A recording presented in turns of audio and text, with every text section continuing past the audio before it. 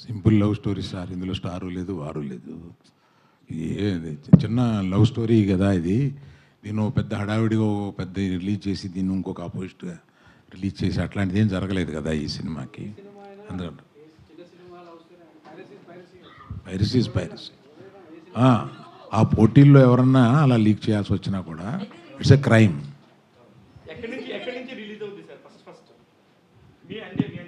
ఇప్పుడు అంటే దీనికి ఓవర్సీస్ కాపీకి ఇండియా కాపీకి చిన్న డిఫరెన్స్ ఉంది. దీనికి ఇది ఓవర్సీస్ కాపీ, బేస్ వచ్చి ఓవర్సీస్ కాపీ. అది ఫైండ్ అవుట్ అయింది, ఎక్కడ ఏంది అనేది ఫైండ్ అవుట్ అయింది. ఆ పనిలోనే ఉన్నాం మేము. 100% ఓవర్సీస్ కాపీ నుంచి వచ్చింది. అయితే ఏంటంటే ఇప్పుడు చేసిన వాళ్ళది ఒక నేరం అయితే దాన్ని రొటేట్ చేస్తున్నా లేదా డౌన్లోడ్ చేసినా కూడా ఇట్స్ క్రిమినల్ కేసు అది మన లా ప్రకారం.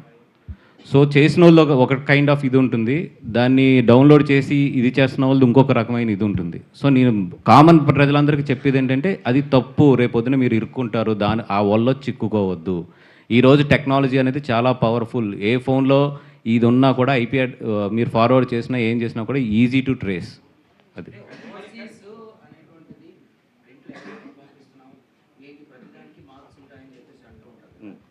ఇంతకుముందు పైరసీ వచ్చినప్పుడు ఏంటంటే హెచ్డి ప్రింట్ అని కింద సీట్లు ఉండేవి, మనుషులు లెగుస్తూ ఉండేవారు. ఇప్పుడు ఈ తండేలు అనేటువంటి సినిమాకు మాత్రం చక్కగా మొత్తం ఆడియోతో సహా పర్ఫెక్ట్గా తీసినట్టు చెప్తా ఉన్నారు. సో అది మీకు తెలియక ఎవరికి వెళ్ళిన ప్రింట్ నుంచి బయటకు వచ్చిందో అని. అప్పుడు ఆ ఫైండ్ అవుట్స్ అన్ని చేస్తున్నారు. ఇది యాక్చువల్ ఏంటంటే తమిళ్ ప్రింట్ నుంచి వచ్చింది, దానికి తెలుగు ఆడియో కలిపారు దానికి. అది కూడా ఫైండ్ అవుట్ చేసాము. ఇప్పుడు మొత్తం ఆ రీసెర్చ్ అంతా కూడా జరుగుతుంది. ఇది ఎందుకంటే ఇప్పుడు క్యూబ్ అంటే కోడ్ ఉంటుంది డెఫినెట్గా. అది వీడియో చేయగానే కోడ్ తెలిసిపోతుంది. ఇట్స్ నాట్ ఏ క్యూబ్ నుంచి రాలేదు, అది బయట ఏ ప్లాట్ఫామ్ నుంచి వచ్చిందో ఇప్పుడు ఫైండ్ అవుట్ చేస్తున్నాం.